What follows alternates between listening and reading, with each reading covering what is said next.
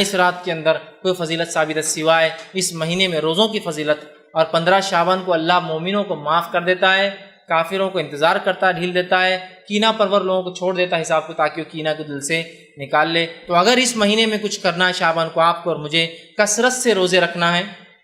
کثرت سے روزے رکھنا ہے۔ دوسرا کام یہ کرنا ہے کہ 15 شعبان سے پہلے اپنے ایمان کو درست کرنا ہے اگر کرنا ہے تو، اور تیسرا کینہ اگر ہو دل میں نکال دے۔ باقی تمام روایتیں جو رات کے تعلق سے، 15 کی رات کے تعلق سے، مغفرت کے تعلق سے، بنو کلب کی بکریوں کے برابر اللہ نازل ہوتا ہے اس رات میں پہلے آسمان پہ، یہ تمام باتیں بے بنیاد ہیں۔ چونکہ اس کے برعکس صحیح مسلم کی روایت بتاتی ہے کہ اللہ کے رسول نے بقیع میں دعا کی، اس کے برعکس صحیح مسلم کی روایت بتاتی ہے اللہ روز جو ہر رات جو ہے آسمان دنیا پہ نزول کرتا ہے اور آواز لگائی جاتی مغفرت کی، تو لہٰذا 15 شعبان خاص نہیں ہے، اس میں کوئی روزہ نہیں ہے۔ ایک اور روایت بیان کی جاتی ہے جو شخص 15 شعبان کی رات جگہ کرے، جاگے، قیام کرے، صبح روزہ رکھے، اس کے 120 سال کے گناہ معاف ہوتے ہیں۔ یہ بھی موضوع اور من گھڑت روایت ہے، اس کی کوئی سند، اس کی کوئی حقیقت، اس کی کوئی دلیل یاد رکھے کتاب و سنت سے نہیں ملتی۔ ہمارا دین، ہمارا طریقہ یہ ہے کہ ہم اللہ کی کتاب کے رسول کی سنت کو مانتے ہیں۔ اب لوگ پوچھتے ہیں نہیں کر لیے تو کیا ہوا، کر لیے تو کیا ہوا؟ صحابہ کی جماعت کو ذرا اندازہ لگائی، غور کیجئے، صحابہ کسی نیکی کو نہیں چھوڑتے تھے، کیا چھوڑتے تھے؟ صحابہ کسی نیکی کو نہیں چھوڑتے تھے۔ میں آپ سے سوال کرتا ہوں، اللہ کے رسول صلی اللہ علیہ وسلم نے اس رات کو منایا کیا؟ صحابہ میں سے خلفاء راشدین 30 سال حیات رہے، اس کے بعد آپ کی حکومت رہی، کسی نے حکم دیا کہ کل شعبان ہے، 15 ہے، جاگنا ہے، صبح روزہ رکھنا ہے؟ اس کے بعد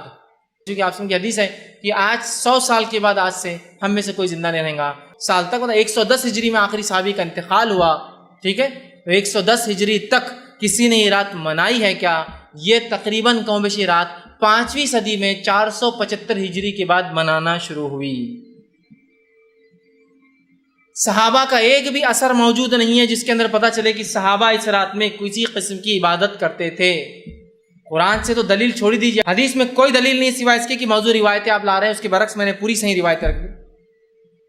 اور اس کے برعکس کسی ایک صحابی سے، کسی ایک تابعین سے اس رات میں خصوصی عبادت، خصوصی روزے، خصوصی اعمال کا تذکرہ نہیں ملتا۔ تو میرے بھائیوں، میں آپ سے گزارش کروں گا، جو کام اللہ کی کتاب اس کے رسول کی سنت ثابت نہیں ہے، اللہ کے لیے اس کام کو ہم کبھی نہ کریں۔ فائدہ مند نہیں ہو سکتا سوائے نقصان کے، اس لیے کہ دین کیا ہے نبی اکرم صلی اللہ علیہ وسلم بتا چکے۔ آپ نے وارننگ دے دی اور کہا کہ جو ہے دین کے اندر نئے کاموں سے بچتے رہنا،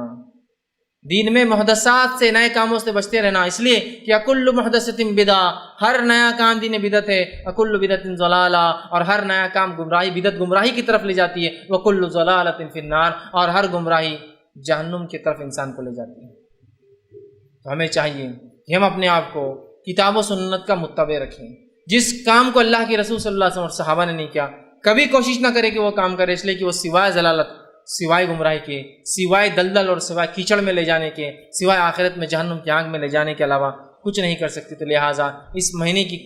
فضائل میں صرف روزے رکھنا بس یہی اس کے فضائل ہے، اس کے علاوہ اس مہینے کی اور بھی اگر کوئی فضیلت لوگ بتائے، ہو سکتا ہے دنیا کے کچھ علاقوں میں مختلف اور بھی رسومات لوگ کرتے ہوں گے، وہ جو بھی کرتے ہیں یاد رکھیں ان میں سے کچھ بھی کتاب اور سنت سے ثابت نہیں ہے۔ جو ثابت ہے وہ 3 باتیں ہیں، روزہ رکھیے، رکھنا ہے تو جتنے زیادہ ہو سکتے ہیں، دوسرا 15 شعبان سے پہلے اپنے ایمان کو درست کر لیں، تیسرا کینہ دل میں ہو کسی کا نکال دیں، تو بس کافی ہے، اور یہی اس مہینے کی فضیلت ہے کہ اس میں روزے رکھنا ہے، تو لہٰذا یہی اعمال کرنے کے، باقی تمام چیزیں اس میں خرافات ہے۔ اور اگر ہم نبی اکرم صلی اللہ علیہ وسلم سچی محبت کا دعویٰ کرتے ہیں، ہم حقیقت میں یہ کہتے ہیں کہ ہم صحابہ کے متبع، صحابہ کے طریقے پہ چلتے ہیں، تو ہمیں چاہیے کہ جو کام انہوں نے کیا صرف وہ کرے، جس سے روکا اس سے رک جائے، اور ہرگز یہ نہ کریں کر لیے تو کیا ہوا، یہ سوال شیطان کی طرف سے، کر لیے تو کیا، اور پھر اس کے جب شیطان بہکاتا ہے اور ایسی گمراہیوں کی دلدل میں لے جاتا ہے کہ جہاں سے واپس لوٹنا ناممکن ہو جاتا ہے۔ میں اپنی بات کو ہی ختم کروں گا۔